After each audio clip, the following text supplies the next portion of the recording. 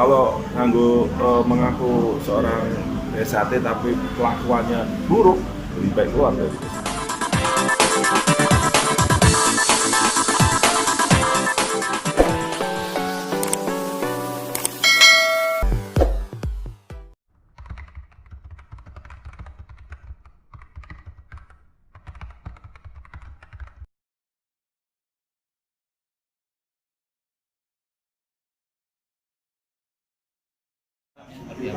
Ya, kami sudah menyampaikan secara resmi kepada seluruh anggota. Kapasitas saya tentu yang pertama adalah Ketua Cabang Khusus Keraton Surakarta. Tapi saya juga Wakil Ketua Hukum dan Advokasi Pengurus Pusat Madiun. Jadi saya bisa menyampaikan dalam dua posisi saya. Dalam posisi sebagai Ketua Cabang Khusus Keraton Surakarta, saya mengimbau dan juga saya sampaikan juga berkali-kali di berbagai media bahwa kita tidak boleh terpancing oleh ajakan-ajakan untuk membuat sesuatu langkah-langkah yang pasti berpotensi melanggar hukum. Jadi kita serahkan masalah ini kepada Kepolisian Negara Republik Indonesia, dalam hal ini Polresta Surakarta, untuk mencoba mencari pelakunya. Karena kita juga harus jujur mengatakan itu kejadian malam hari, pelakunya menutup sebagian wajahnya, sehingga tentu tidak gampang untuk melakukan proses pencarian siapa itu sebenarnya pelakunya. Tetapi apakah yang dilakukan ini kepada orang PSHT atau bahkan masyarakat biasa pun, kita harus menegakkan hukum, mencari gitu. Tetapi kemudian ya kita harus juga secara jujur mengatakan bahwa tidak gampang, maka dilarang melakukan tindakan yang berpotensi melanggar hukum. Itu tegas saya sampaikan seperti itu. Bahkan Ketua Umum waktu pertemuan di Solo hari Senin tanggal 14 juga menyampaikan hal yang sama. Jadi pokoknya kita ini bagian dari potensi yang harus menjaga perdamaian dan rasa nyaman masyarakat.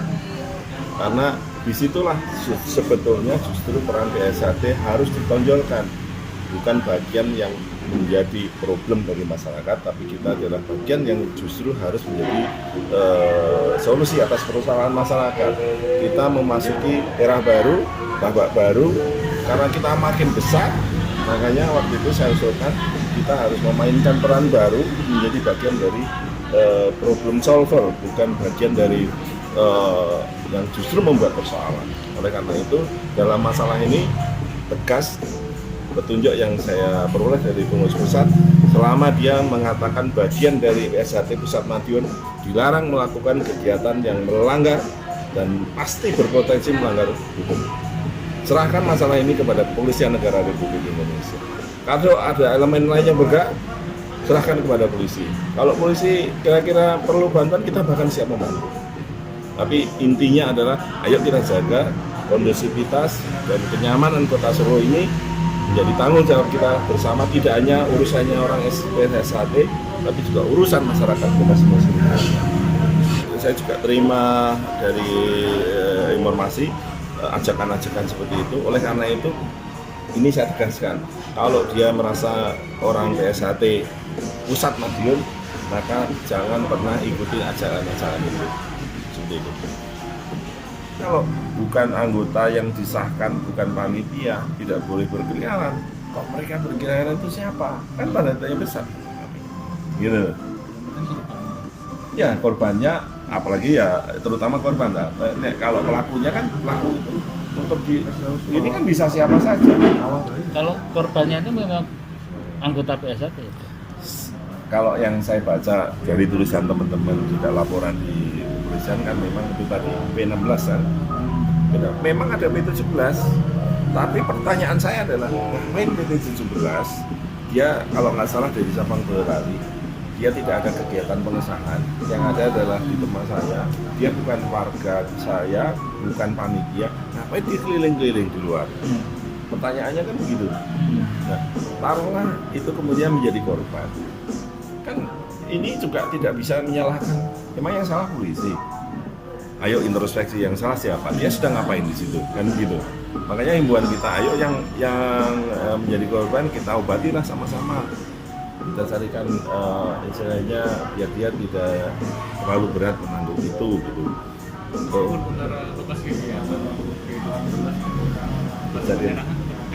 cukup dekat, tetapi harus ingat kami ya panitia sama apalagi warga itu baru meninggalkan lokasi jam 4 pagi. Kan kita juga di blok, memang kesepakatan sama kepolisian kita nggak boleh keluar dari situ. Nah, dia ini warga Boyolali kan, cabang Boyolali. Lalu dia ngapain di situ? Dia tidak disahkan, dia bukan panitia, nggak ada hubungannya. Gitu. Jadi saya jujur juga ini ada apa gitu. Makanya karena seperti itu kita harus hati-hati mensikapi, jangan gampang menuduh ini dan itu pelakunya. Gitu. Bahwa korbannya ini yang itu terutama itu adalah P17 memang iya. Saya lakukan cross-check iya. Tapi kan pertama tidak hanya dia, yang P16 malah kena 2 atau 3 kalau nggak salah gitu. Nah ini memang satu ini dari P17. Tapi kita ini sikapnya begini, mau kena 1, mau kena 3, mau kena 4, pokoknya serahkan kepada kepolisian. Gitu. Ini kan masalah struktural dari PSHT sendiri. Nah, ini kan sebagian besar dari pimpinan PSHT sendiri sudah menginstruksikan tidak ada konvoy pada saat sesar ini sendiri.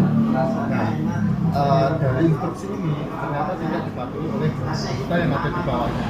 Nah, mungkin ini sedikit himbauan untuk anggota atau warga PSHT mungkin seperti apa?